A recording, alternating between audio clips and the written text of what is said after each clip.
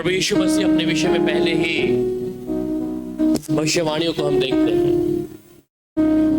और यशाया उसके बारे में, प्रभु यीशु मसीह के बारे में पहले ही बोल चुका था कि यीशु मसीह ने कहा कि प्रभु यहोवा का आत्मा मुझ पर है, यशाया 61 और उसकी एक आयत में जब हम पढ़ते हैं और यहाँ कहता है कि प्रभु यहोवा का आत्मा मुझ पर है क्योंकि यहोवा ने सुसमाचार सुनाने के लिए मेरा अभिषेक किया और मुझे इसलिए भेजा कि खेदित मन के लोगों को शांति दूं, कि बंधुआओं के लिए स्वतंत्रता का और कैदियों के लिए छुटकारे का प्रचार कर।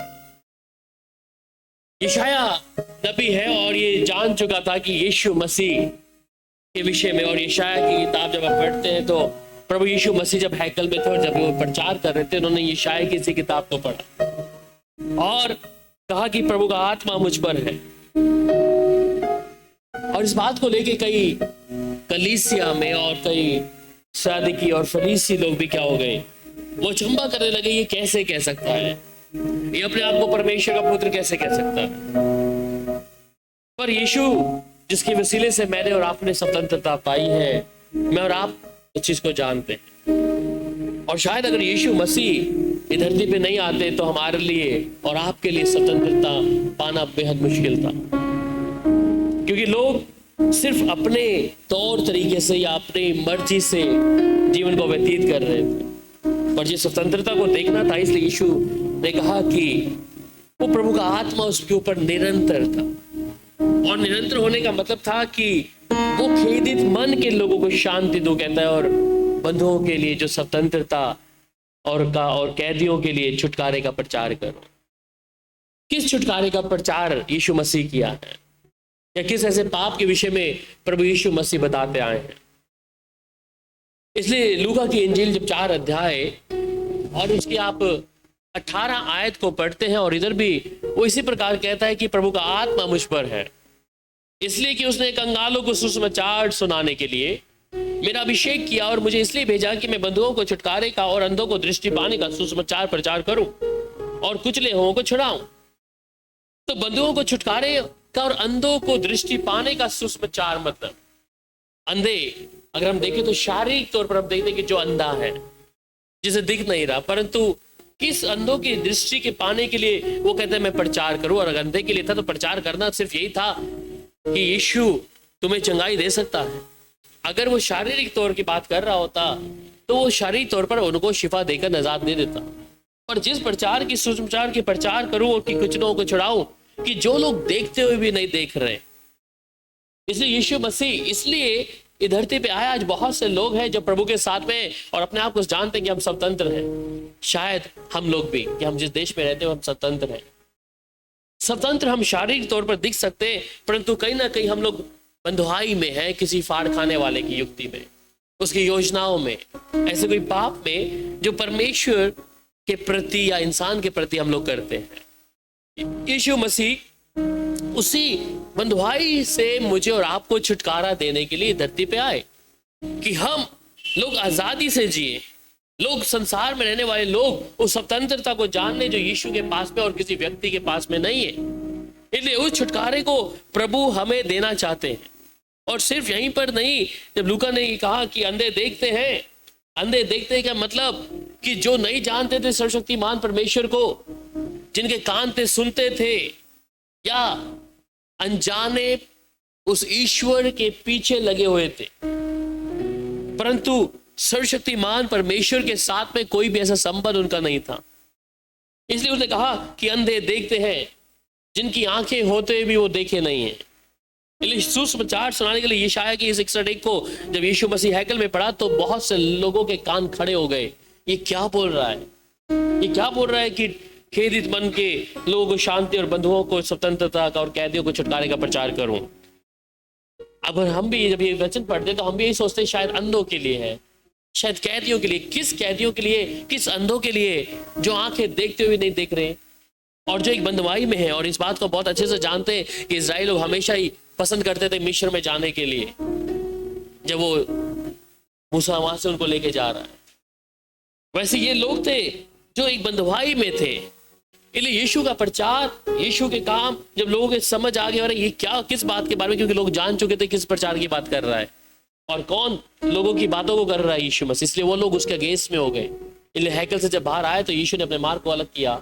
जब लोग मारने पर आ गए, उन्हें उस जगह को छोड़कर आगे चले गए। इसलिए आज भी जब परमेश्वर हमारे किसी गुनाह को दिखाता है या हमारे पाप को दिखाता है, हम कई बार उस बात से इनकार करते हैं कि प्रभु मैं ऐसा नहीं हो सकता, मैं ऐसा गुनाह नहीं कर सकता। इसलिए ये लोगों ने भी देखते हुए भी अंधे बने हुए थे, कान होते भी सुनना पसंद नहीं कर रहे थे कि किस बंधुआई में हम लोग हैं, किस पाप में हम लोग हैं। इसलिए उस यीशु मसीह का वो लोग विरोध करना शुरू कर दिए। और कारण ये है कि हम किसी व्यक्ति की अगर बुराई या कुछ बताएं तो उसे ऐसा लगे ये मेरा विरोध कर रहा है। प्रभु यीशु जिस वचन को हमें यहाँ पर लेके आए वो यही कहते कि मैं उन लोगों को बंधुआई से निकालूंगा, चाहे वो पाप का है, मसीह में होते हुए भी या प्रभु के साथ चलते हुए भी। इसलिए वो मसीह में जो स्वतंत्रता है, गलातियों की पत्री 5 अध्याय और उसकी 1 आयत में क्या लिखा है, प्लीज मेरे साथ पढ़ लीजिएगा। Book of Galatians chapter 5 verse 1।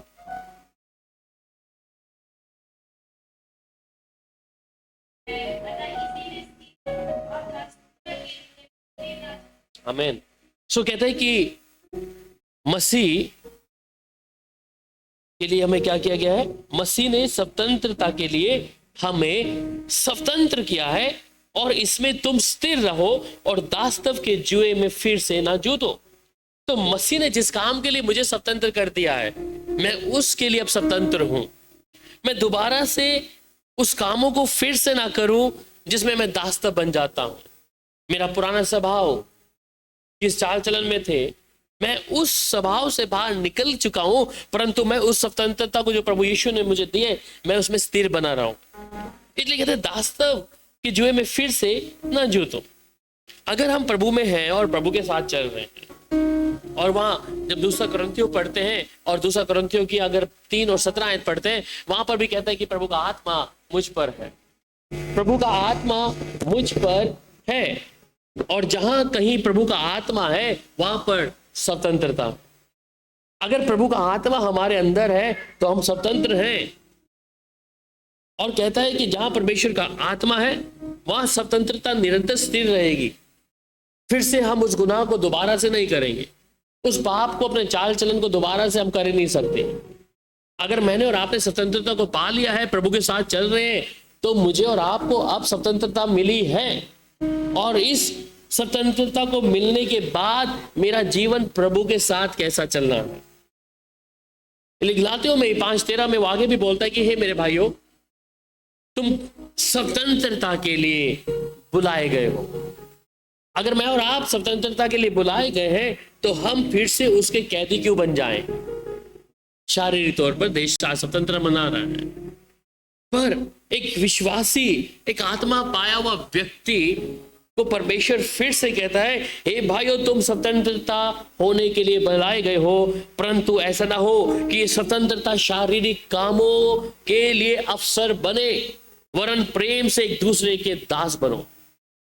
अगर मुझे और आपको स्वतंत्र कर दिया है और स्वतंत्रता हमारे शारीरिक कामों के लिए अवसर ना बने, शारीरिक काम हमारे कई बार उस स्वतंत्रता के लिए क्या है, बाधा बन सकता है। कई बार होता है कि जब स्वतंत्रता मिलती है तो हम अपनी मनमानी करना शुरू करते हैं, हमारे निर्णय हमारे अपने खुद के हो जाते हैं, हम अपनी समझ से चलना शुरू कर देते हैं जब हमें स्वतंत्रता मिलती है। और ये स्वतंत्रता को कहता है कि ये स्वतंत्रता शारीरिक कामों के लिए अवसर बने, वरन प्रेम से एक दूसरे के तुम दास बन जाओ। अगर हम प्रभु के आत्मा के द्वारा बुलाए गए तो उस स्वतंत्रता में जो बुलाए गए उसमें स्थिर रहे, दोबारा से उस पाप के विषय में ध्यान ना दें, दोबारा से उस गुनाह के विषय में हम ध्यान ना दें। हम बस स्वतंत्र हैं और प्रभु में हैं तो फिर से हम उस पाप को मौका ना दें अपने जीवन में आने के लिए। हम कई बार बताते हैं जब पौलुस और दाऊद या शाऊल के विषय में, शाऊल के विषय में जब पढ़ते तो हमने कई बार पढ़ा, उसको वो स्वभाव था उसका गुनाह करने का, और गुनाह करने के बाद वो माफी मांगता है, और माफी का जो सिलसिला है वो माफी, और फिर उसके साथ प्रभु से साथ माफी मांगकर गुनाह कर रहा है, गुनाह के साथ माफी और रिसाइकल है। हमारा स्वभाव भी कई बार ऐसा ही है। पर जो स्वतंत्रता प्रभु ने मुझे और आपको दिए, हम उसमें स्वतंत्रता होकर स्थिर रहे। इसलिए उसने कहा कि दास्तव के जुए में फिर से ना जूतो। हम दोबारा से उस चीज में ना चले जाएं जिस परमेश्वर ने मुझे और आपको बुलाया है। जिस चीज से, गंदगी से प्रभु ने निकाला है, हम उसमें ना जाने की कोशिश करें। इसलिए रोमियो की किताब उसकी 8 अध्याय और उसकी 2 आयत, रोमन्स चैप्टर 8 वर्स 2।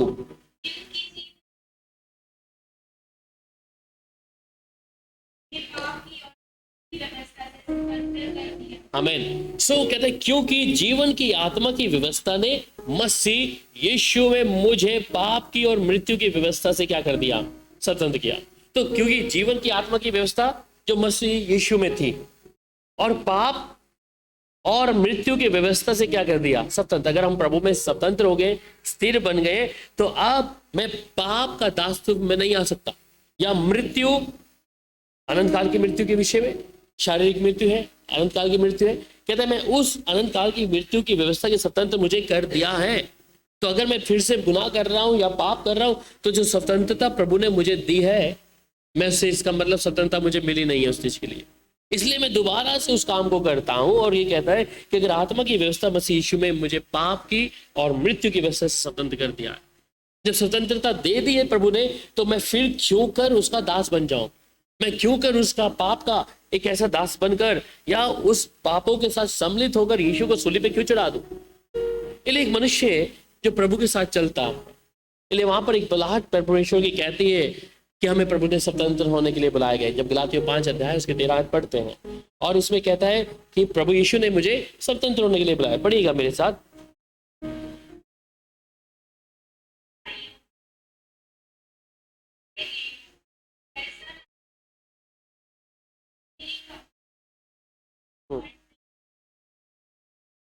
जी हाँ। सो फिर से मैं कहता हूं, यहाँ पे बाइबल लिखा है कि हे भाइयों, तुम स्वतंत्र होने के लिए बुलाए गए हो, और ऐसा ना हो कि स्वतंत्र शारीरिक कामों के लिए क्या कर दे? अफसर बने, वरन प्रेम से एक दूसरे के तुम दास बन जाओ। तो परमेश्वर की जो बुलाहट है वो क्या है? मेरे लिए और आपके लिए स्वतंत्रता के लिए है।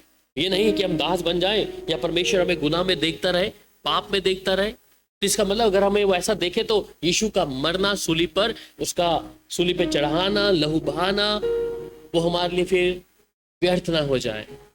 यीशु ने कीमत चुका दी है, और अगर हम उस पाप को दोबारा से करते हैं, तो इसका मतलब है हम यीशु मसीह को सूली पे चढ़ा रहे हैं।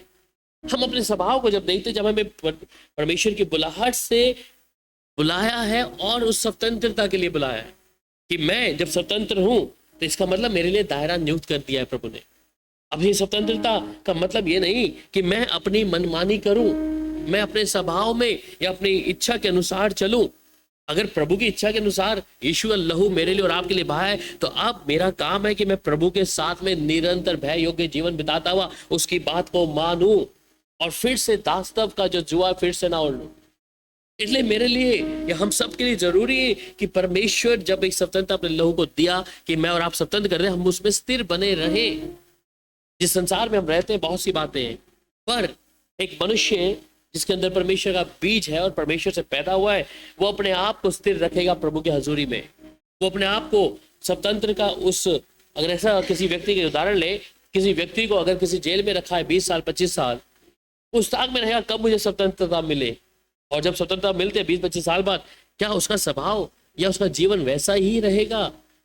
और वो उस जीवन को बहुत चौकस होकर जिएगा कि जिस जेल में या मैं किस प्रिजन में था, तो मैं फिर से ऐसा कोई गुनाह ना कर दूं, क्योंकि वो उस चीज को जानता है। वहां का जो स्वभाव था उस एक जेल के अंदर, परंतु जब वो उसको रिहा मिलती है 25 साल या 20 साल बाद, वो उस चीज में चौकस रहेगा कि मैं फिर से ऐसा कोई काम ना करूं जिससे मैं उसका दास ना बन जाऊं, मैं जिससे उस जेल में ना चला जाऊं।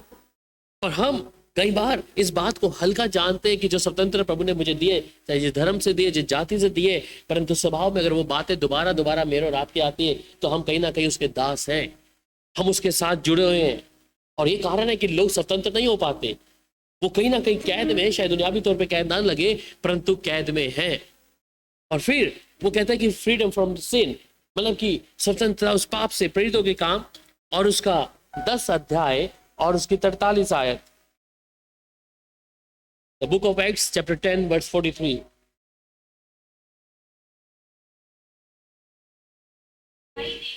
हम्म हम्म आमेन। सो कहता है कि उसकी सब भविष्यवक्ताएं जो है गवाही देते हैं कि जो कोई उस पर विश्वास करेगा और उसको उसके नाम के द्वारा पापों की क्षमा मिलेगी। तो ये भविष्यवक्ता ही कहते हैं। उसके बाद कहता है कि जो कोई इस पर विश्वास करेगा, और विश्वास यीशु मसीह ही मात्र सहारा है और कोई नहीं है, और उसको उसके नाम के द्वारा पापों की क्षमा मिलेगी। तो परमेश्वर उस पाप की क्षमा, चाहे वो लाल रंग के हैं, चाहे कुछ भी है, जो आपने गुप्त में करे हैं, सबके सामने करे हैं, या रोजमर्रा की जिंदगी में करते हैं, परमेश्वर उस पाप की क्षमा देने में सामर्थी है। ये स्वतंत्रता है। अगर कलाम कई बार दाऊद भी इस भजनकार कहता है कि जिसके पापों का लेखा यहोवा ना ले, परमेश्वर ना ले, क्या ही वो लोग धन्य हैं। इसका मतलब अगर हमारे पापों का लेखा परमेश्वर लेने लग गया तो मेरी और आपकी दुर्दशा कैसी होगी, बहुत भयानक होगी। इसलिए दाऊद कहता है कि जिसके पापों का लेखा यहोवा परमेश्वर ना ले, क्या ही वो व्यक्ति धन्य होगा। और यह विश्वास के कारण उस प्रभु पे निर्भर होकर प्रभु के साथ चलना और प्रभु की उस क्षमा को लेना, ये स्वतंत्रता है प्रभु ने हमें दिया है। हम इस लायक नहीं थे, परंतु जब उद्धारकर्ता यीशु को हमने अपना मुक्तिदाता स्वीकार किया और कहा कि प्रभु तू पाप की क्षमा करने की ताकत रखता है और मैं अपने गुनाह को मानने की ताकत रखता हूं, तब परमेश्वर क्षमा करने में सक्षम है। पर अगर खुदा माफी देने के लिए तैयार है और आपका मन फिर भी वैसे ही स्वतंत्र नहीं है, आप अभी भी किसी कैद में है, वो स्वभाव पुरानी वाली बातें अभी भी जिसके अंदर है, आप जितनी मर्जी कोशिश करें वो स्वतंत्रता आपको नहीं मिलेगी। इसलिए यीशु मेरे लिए और आपके लिए स्वतंत्रता को दिया है। और फिर रोमियो उसका 6 अध्याय उसकी 6 से 7 आयत तक भी पढ़ लीजिएगा। The book of Romans chapter 6।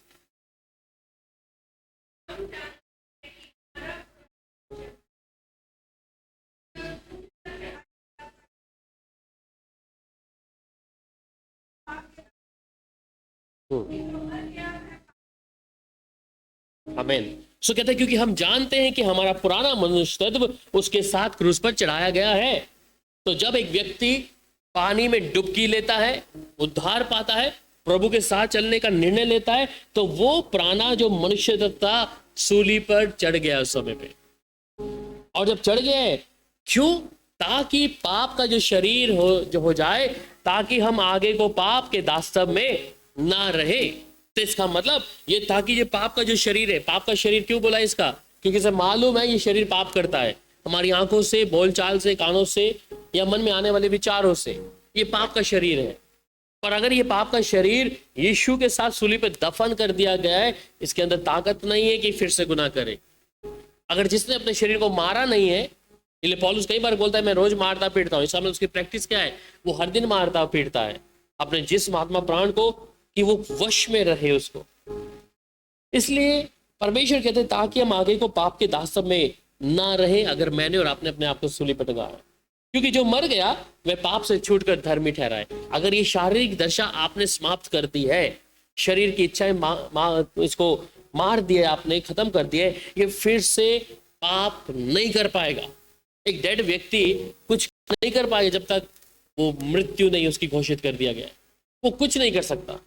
यहाँ तक कि आप शेरों को देखें, जब उन्हें गोली मार दी जाती है तो उससे पहले तो हम लोग डरते हैं, पर जब सामने जाते गोली मरा हुआ है तो हम उसे छू कर फोटो खिंचाते हैं।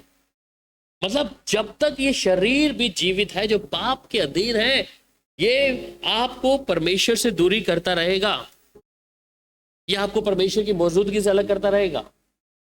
अगर ये पाप का जो दास्तव को हमने निरंतर अपने अंदर रखा है, तब अगर सूली पर यीशु के साथ चढ़ गए हैं तो छुटकारा है। इसलिए हम लोग जब बपतिस्मा लेते हो क्या कहते हैं? मैं छुटकारा पा लिया पाप से, मैंने उद्धार पा लिया, मैंने नया जन्म पा लिया, मैं जो चीज पहले करता था या करती थी उससे मैंने नजात पा ली है।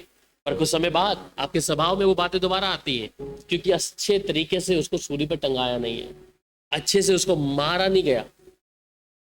अगर दफन कर दिया होता यीशु के साथ में, फिर परमेश्वर का कलाम कहता है कि जो परमेश्वर से पैदा हुआ है वो पाप नहीं करता।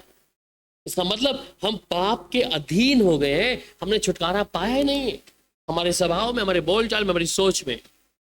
सो इसलिए बेहद जरूरी है कि जब हम प्रभु के साथ चल रहे हैं तो हमारा जो पुराना मनुष्य उसे हम क्रूस पे टंगा दें। इसी बात वहां पे कहता है 1 कुरिन्थियों 10 अध्याय और उसकी 13 आयत को। 1 कुरिन्थियों 10 अध्याय उसकी 13। जी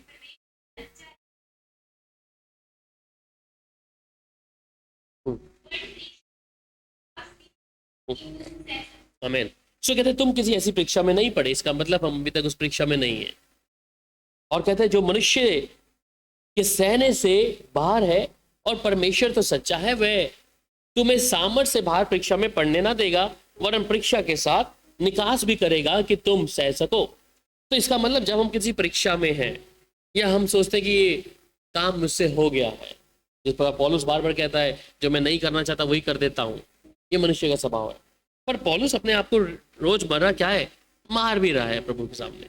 पर अगर हम ऐसी परीक्षा में, जिसे हम कई बार अपनी वीकनेस बोलते हैं, कई लोगों की अलग अलग वीकनेस है, किसी की वीकनेस धन है, किसी की वीकनेस व्यभिचार है, किसी का वीकनेस झूठ बोलना है, गाली देना, या कुछ भी ऐसी बातें हो सकती हैं। पर अगर ये कमजोरियां जो हैं, अगर हम सोचते हैं मैं इससे कभी बाहर नहीं आ सकता, कई लोग बत्तीसवां नहीं लेते इस कारण, वो कहते हैं ये मेरा स्वभाव है, मेरा जो बिजनेस है या नौकरी है मैं उसमें ऐसा बोलता हूँ, मेरा काम, या मैं इस स्वभाव से निकल नहीं पा रहा हूँ। तो इसका मतलब क्या है कि वो उस स्वभाव से निकलने की कोशिश नहीं करना चाह रहा, परंतु परमेश्वर यहाँ पे हिम्मत देता है। वो कहता है वह तुम्हें सामर्थ्य से बाहर परीक्षा में पढ़ने ना देगा, वरन परीक्षा के साथ निकास भी करेगा कि तुम सह सको। तो अगर हम उस स्थितियों को, जो परीक्षाएं हमारे सामने बनी हुई है और हम सोचते निकल नहीं पाएंगे, पर अगर प्रभु को दर्जा दे दे, प्रभु तू निकाल सकता है, तू सामर्थ्य रखता है, तो प्रभु के साथ सामर्थ काम तब होगा जब आप इच्छा भी रखेंगे उस चीज से छुटकारा पाने के लिए। अब आपको उस चीज में आनंद आने लगा है और आप थोड़े समय के जब कलीसिया में, तो प्रभु के लिए ओ धन्यवाद प्रभु, पर आपका स्वभाव घर जाके फिर से वो चीजों में, तो समझ आता है कि हम असली दास उसी के हैं, ये मेरे जीवन से उतर नहीं रहा। हम क्या देखते हैं, क्या सुनते हैं, क्या मेरे स्वभाव में है, तो असली स्वभाव तो वही हम पहले भी कह चुके हैं बाइबल में, कि कहता है कि जो तुम गुप्त में करते हो वो तुम्हारा असली आचरण है।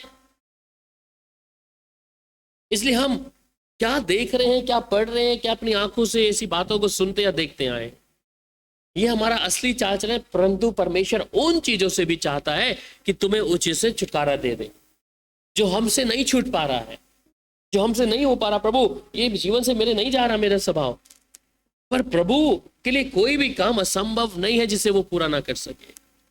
पर उसके लिए मुझे अपने दिल को मेरे परमेश्वर के सामने रखना पड़ेगा, क्योंकि वो कहता है कि जहां परमेश्वर का आत्मा है वहां पे स्वतंत्रता है। वो लोग आजादी पाते हैं, वो अपनी इच्छाओं पर कंट्रोलिंग, नियंत्रण पाते हैं। पर अगर प्रभु के साथ आपका संबंध नहीं, आप दुनियावी लोगों की तरह दुनियावी चीजों के स्वभाव में आते रहेंगे। और अगर प्रभु के साथ आप लीन है तो आप उन चीजों से अपने आप को अलग कर लेंगे। इसलिए फिर वो आगे कहता है कि स्वतंत्रता सिर्फ यहीं पर ही नहीं, स्वतंत्रता हमारे उस भय को भी दूर कर रहा है प्रभु ने। पढ़िएगा मेरे साथ नीति वचन 1 अध्याय उसकी 33 आयत, द प्रोवर्ब्स चैप्टर 1 वर्स 33। नीति वचन 1 अध्याय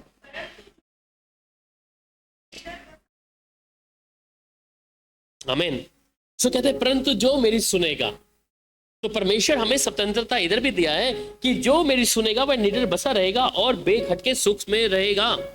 तो जब हम परमेश्वर की सुनेगा तो अचानक आने वाले भय से, अचानक आने वाली विपत्ति से परमेश्वर हमें थाम लेगा। चाहे देश में कुछ भी हो रहा हो, संसार में हम बहुत सारी हाहाकार सुन रहे हैं, कुछ भी हो रहा है, परंतु जब हमने परमेश्वर पे भरोसा रखा हुआ है तो वो परमेश्वर की अगर हम सुनते हैं, ये भी यहां पर भी थोड़ा सा है कि अगर हम उसकी सुनते हैं तब, अगर हम नहीं सुनते और हम इच्छा रख रहे हैं कि प्रभु मुझे बचा लेगा, बिल्कुल नहीं बचाएगा। आप उसकी सुनते नहीं है तो वो क्यों बचाएगा। मुझे याद आता है जब कुछ समय पहले जब अर्थक्वेक आया नेपाल के अंदर, तो मैंने कई बार बताया कि वो लोग अंदर बिल्डिंग के अंदर ही रह गए सब लोग, और वो कह रहे थे कि प्रभु यीशु मसीह हमें बचा लेंगे, हमें इस बिल्डिंग के अंदर ही, बाहर अर्थक्वेक आ रहा है, सब कुछ भूकंप आ रहा है, वो कह रहे हैं प्रभु यीशु मसीह बचा लेंगे। पर हुआ क्या, वो जो बिल्डिंग थी, चर्च बिल्डिंग, वो पूरी की पूरी ढह गई, समाप्त हो गई। तो गलती किसकी थी? परमेश्वर की या मनुष्य की? मनुष्य की थी। परमेश्वर ने समझ और बुद्धि विवेक दिया कि निकलो। इसलिए बाइबल में लिखा है कि नीति वचन में लिखता है कि जो बुद्धिमान है, जो विपत्ति को आते हुए देखता है, उससे अपने आप को अलग कर लेता है।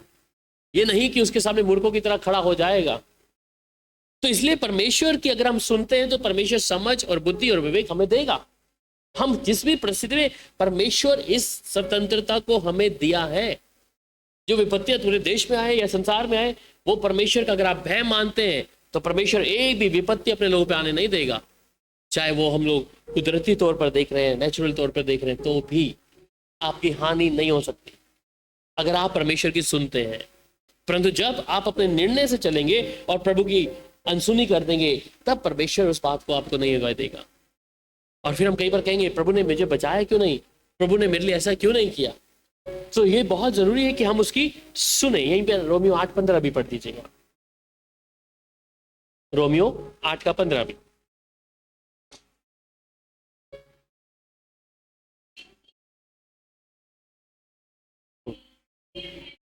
जी हाँ,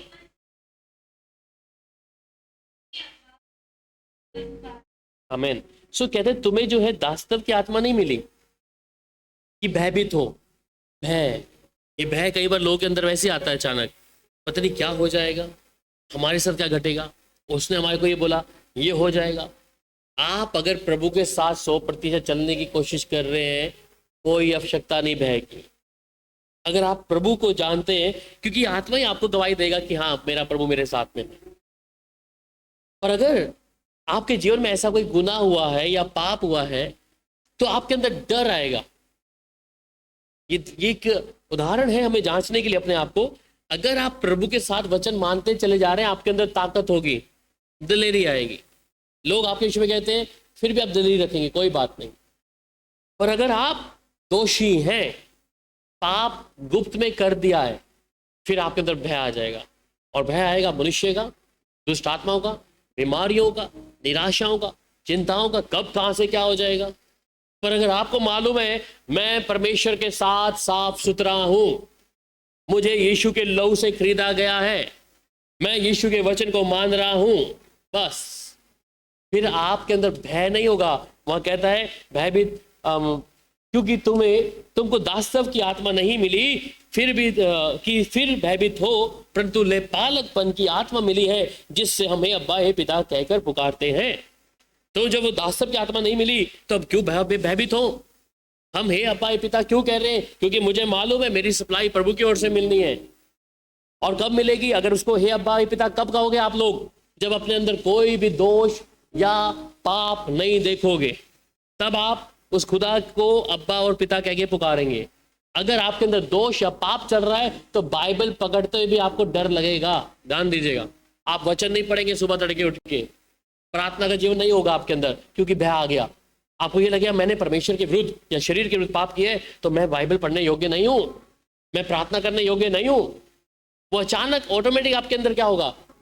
पाप की वजह से भय छा जाएगा। और फिर आपको उस समय से निकलने के लिए समय लगेगा। जब आप धीरे धीरे आएंगे, प्रभु का माफी मांगेंगे, पश्चाताप करेंगे, फिर आप फिर से प्रभु के वचन को पढ़ेंगे। पर जब आप गुनाह करेंगे, आपके अंदर बिल्कुल भी बाइबल उठाने के लिए डर लगेगा प्रार्थना करने में, किससे करूं प्रार्थना। पर अगर भय भी तभी हो रहे हैं कि परमेश्वर का वचन टूटा है। अगर वचन नहीं टूटा, आप 100% चलने की कोशिश कर रहे हैं, तो आपके अंदर दलेरी आएगी। आपको पिता को पिता ही कहेंगे, उसे अब्बा कहेंगे, इसे नहीं कहेंगे प्रभु मैं तेरा दास हूं, प्रभु मुझ पर दया करिए, पाप मुझसे हो गया। फिर ऐसे बात नहीं करेंगे आप। गुनाह होगा तब आप अपने आप को नील डाउन कर लेंगे, प्रभु ये मैंने गुनाह किया है। फिर अब्बा और पिता कहने की ताकत नहीं आएगी। और अगर प्रभु के साथ चल रहे हैं, तो हक से पिता के सामने बातचीत करेंगे, ठीक है ना। इसलिए कि अब वो दिलेरी आपके अंदर है कि आप प्रभु का वचन मान रहे हो, और मेरे को पवित्र आत्मा कहीं से भी दोषी नहीं ठहरा सकता अगर मैं प्रभु की आत्मा के अनुसार चल रहा हूं। तो अगर आपने वचन तोड़ दिया है, और उसके बाद भय समाया रहेगा, और ये रहेगा कौन सी शक्ति कहां पे काम करेगी, कहीं अचानक मेरे पर बीमारी तो नहीं आ जाएगी, कहीं अचानक ये तो नहीं हो जाएगा। ये भय निरंतर लोगों को पड़ा रहेगा। सो इसलिए परमेश्वर हमें उस फियर से, उस पाप से भी स्वतंत्र दिया है। वहां पर आगे पढ़ेंगे 2 तीमुथियुस अध्याय 1 और उसकी 7 आयत। द 2 तीमुथियुस चैप्टर 1 वर्स 7। 2 तीमुथियुस 1 अध्याय,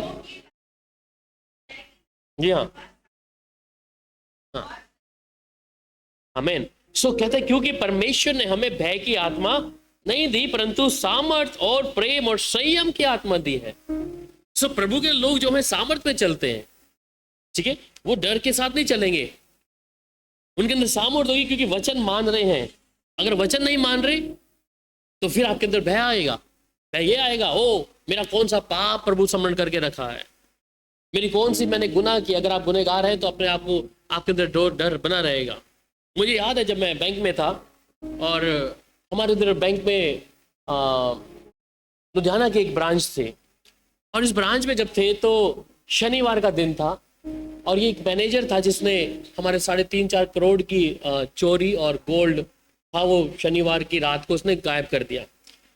एतवार को मीटिंग हमारी चंडीगढ़ में थी और हम सब मैनेजर्स को वहाँ पे बुलाया हुआ था मेरी रीजनल ऑफिस में, और ये व्यक्ति भी वहाँ पे आया था जिसने एक दिन पहले चोरी कर ली है। मैं ऐसे ही, उसका नाम शाइजू कुछ था। मैंने पूछा, शाइजू आपका बिजनेस कैसे चल रहा है? सर बहुत बढ़िया चल रहा है, हमें भी नहीं मालूम कि चोरी हो चुकी है बैंक में। और हमसे जब उसने बात करी थोड़ा घबराया तो लग रहा। मैंने उससे पूछा शायद बीमार तो नहीं हो तुम? कहता नहीं सर मैं बीमार तो नहीं हूँ। हमें किसी को बैंक में नहीं मालूम कि शनिवार को हमारा गोल्ड जा चुका है, सारा पैसा और गोल्ड। मंडे का दिन था, सुबह सोमवार का दिन, और मैं अपने गेस्ट हाउस में सेक्टर 7 में पंचकुला में था। अचानक वहाँ से जोनल मैनेजर का फ़ोन आता है कि राहुल ऐसे ऐसा करके लुधियाना जाना पड़ेगा और हमारी लुधियाना की एक ब्रांच में चोरी हो गई है। मैं जब जेडम के साथ बैठा तो जेडम बोला मुझे शाइजू का फ़ोन आया 6:50 के ऊपर, और ब्रांच का खुलने का टाइम था 8 बजे का। हम लोग वहाँ पहुँचे और जब पहुँच के देखा वो व्यक्ति जो मैनेजर भी था, और जब ब्रांच खोली तो वहाँ से सारा सामान जो था, बिल्कुल ऐसा नहीं कि उथल पुथल हुई है, सारा पैकेट्स को बैग में भर के 3 करोड़ का गोल्ड था और कुछ कैश था करोड़ों में, ये सब कुछ रख के उन्होंने क्या किया, बैग पैक किया था। और ये अभी किसी को नहीं पता, ना पुलिस को पता लगा कि ये यहाँ पे चोरी किसने करी है। कहती चोर आते तो पता होता। हमारे कैडेक्स सिस्टम थे जहाँ पे कोई सिक्योरिटी थी, कोई अगर छिपकली भी आती थी तो भी इसमें पता लग जाता कि छिपकली एंटर होगी है। हमारे कैडेक्स में भी कोई आवाज़ नहीं आई, क्योंकि जब कैडेक्स बजता है तो गुड़गांव में फ़ोन आएगा, फिर पुलिस स्टेशन में आएगा। इस शनिवार को ऐसा हुआ क्या, ऐसा करके दोपहर हो गई, पर उस व्यक्ति को हमने एतवार को भांप लिया कि ऐसा कुछ हुआ है। हमें ये नहीं मालूम कि चोरी हुआ है, पर हम सोचे कि बीमार ऐसी ऐसी हरकत कर रहा है, शायद डर डरा सहमा सहमा। और जब एसपी वहाँ पे आया, एसपी ने सीधा जाके बातचीत करी और सब कुछ देखा। एसपी ने जाके सीधा एक थप्पड़ मारा मैनेजर को जाके। उसने 2 मिनट में उगल दिया कि सारा गोल्ड मैंने यहाँ से चोरी करके होटल इन में, होटल फलाने में दफन करके रखा है। कहने का मतलब कि जो व्यक्ति चोरी करता है उसके अंदर क्या होगा, भय होगा। बेशक वो हमारे सामने था, हम रिकग्नाइज नहीं कर पा रहे थे, पर ये बातों को वो अपने आप को ऐसा दिखाना चाह रहा था कि मैंने कुछ नहीं किया ऐसा करके। इसलिए जो व्यक्ति चोर है वो व्यक्ति अपने अंदर ऐसा गुनाह को बना के रखेगा, इसलिए वो व्यक्ति प्रभु के सामने खड़ा होने भी नहीं लायक होएगा। अगर ये स्वभाव भी हमारा है, अगर हम खुदा के साथ चल रहे हैं और खुदा के साथ में प्रभु की हजूरी में बैठे हैं, प्रार्थना करते हैं, उपवास भी करते हैं, पर अगर हमारा दूसरा स्वभाव ये है, आप खुदा के सामने नजर मिला नहीं सकोगे। शायद दुनिया के सामने आप खड़े होकर बात करोगे, परंतु आप प्रभु के सामने बातचीत नहीं कर पाओगे। परमेश्वर इसलिए हमें उस भय की आत्मा से बाहर निकाला है, अगर हम प्रभु की आत्मा के अनुसार चल रहे हैं। उस भय की, और कहते हैं मैंने तुम्हें सामर्थ की आत्मा दी है। जब सामर्थ की आत्मा दी है तो प्रेम और संयम की हम आत्मा हमें मिली है। तो प्रभु मुझे और आपको स्वतंत्रता दिया है उन तमाम चीजों से। अगर हम गुनाह करते तो हमारे अंदर वो पाप बनने के कारण हम प्रभु के समक्ष भी नहीं आ पाएंगे। वहीं पे भजनकार जब 56 अध्याय और उसकी 4 आयत में कहता है, द साम 56 उसकी 4 आयत, साम 56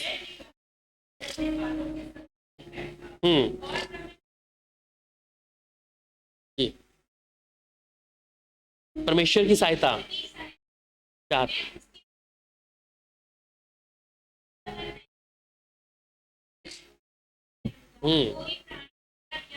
आमेन, हालेलुया। तो कहते हैं परमेश्वर की सहायता से मैं उसके वचन की प्रशंसा करूंगा, और परमेश्वर पर मैंने भरोसा रखा है, मैं नहीं डरूंगा।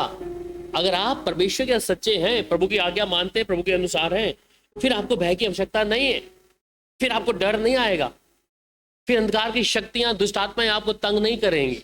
पर अगर प्रभु का वचन टूट गया है तो समझ ले इशारा कि दुष्ट को मालूम लग गया है ये कच्चा है, इसलिए उसे मौका मिलता है और वो मनुष्य को कहीं ना कहीं किसी ना किसी तरीके से भय उनके जीवन में पैदा करेगा। इसलिए कहता है मैं नहीं डरूंगा, क्योंकि कोई प्राणी मेरा क्या कर सकता है। अगर आप प्रभु के साथ में हैं, सर्वशक्तिमान प्रभु के साथ में है, कोई निंदक, कोई चुगली, कोई जादू टोना करने वाला, अगर आप प्रभु के साथ में हैं, फिर आपके अंदर भय नहीं, फिर आपके अंदर ताकत है कि मेरा परमेश्वर मेरे साथ में। अगर कहीं पे थोड़ा वचन टूट रहा है, फिर आपके अंदर भय आएगा कि पता नहीं अचानक मेरे साथ क्या हो जाएगा।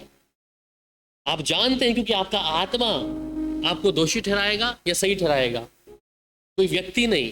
प्रभु का वचन कहता है कि परमेश्वर का आत्मा जो तुम्हारे अंदर आत्मा है वही तुम्हें दोषी ठहराएगा अगर हम वचन नहीं मानते हैं। अगर हम कुछ ऐसा गुनाह चाहे गुप्त में या सबके सामने या जुबान से या आंखों से या गले से कहीं से भी कर रहे हैं, बोल रहे हैं बस, पर अगर प्रभु की आत्मा के अनुसार चल रहे हैं, उस पर भरोसा रखा है, तो आप डरेंगे नहीं, आप खड़े रहेंगे प्रभु के लिए। आपको फिर अपनी सफाई देने की आवश्यकता भी नहीं है, क्योंकि प्रभु जानता है और आप जानते हैं। इसलिए कहता है कोई प्राणी मेरा क्या कर सकता है। तो परमेश्वर हमें ये स्वतंत्रता दिया है उस पाप से, उस डर से, और परमेश्वर की बुलाहट है। आखिरी बात परमेश्वर का यूहन्ना जब 8 अध्याय और उसकी 32 आयत में लिखता है, ठीक है, पढ़िएगा यूहन्ना 8 अध्याय उसकी 32 आयत।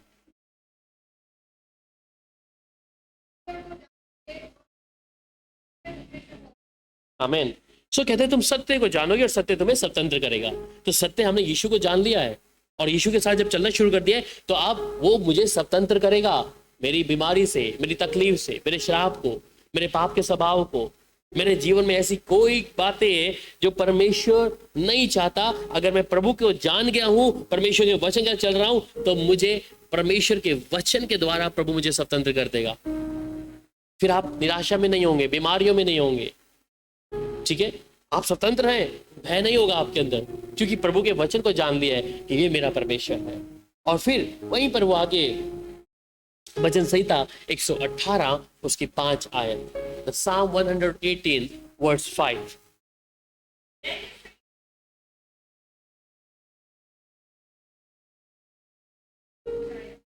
आमीन।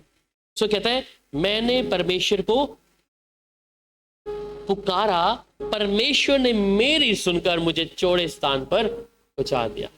तो मेरी जो सकेती थी, मेरा जो परेशानी थी, मैंने उस दुख में प्रभु को पुकारा है और मेरा पुकारना व्यर्थ नहीं गया। कहता है परमेश्वर ने मेरी सुनी है, इसलिए आज मैं और आप यहाँ पे बैठे हैं। शायद हम किसी सकेती में हो सकते हैं, परेशानी में हो सकते हैं, परंतु जब आज कलीसिया में बैठे हैं, हम प्रभु को पुकारे हैं। धन्यवाद, प्रार्थना कर रहे थे, प्रभु ने बोला प्रार्थना करें, मैं सब कुछ करूंगा जो जो तुम्हें दिख रहा है। सो जब हम अपनी सकेती में पड़े हुए परमेश्वर को पुकारते हैं, तो वो हमारी सुनता है, ये सच्चाई है। उसके वचनों के द्वारा वो हमें आजादी देता है और चौड़े स्थान में बिठाता है। इसलिए आज जब हम यहाँ पर हैं, दुनिया बेशक स्वतंत्रता मना रही है, पर हमारी स्वतंत्रता यीशु मसीह है, हमारे पाप की माफी है, हमारा भय है, और प्रभु अपने वचन के द्वारा हमें स्वतंत्र कर दिया है। इसलिए हम नहीं डरेंगे, हम उस प्रभु पर भरोसा रखेंगे। आइए प्रार्थना करते हैं और प्रभु भोज के लिए भी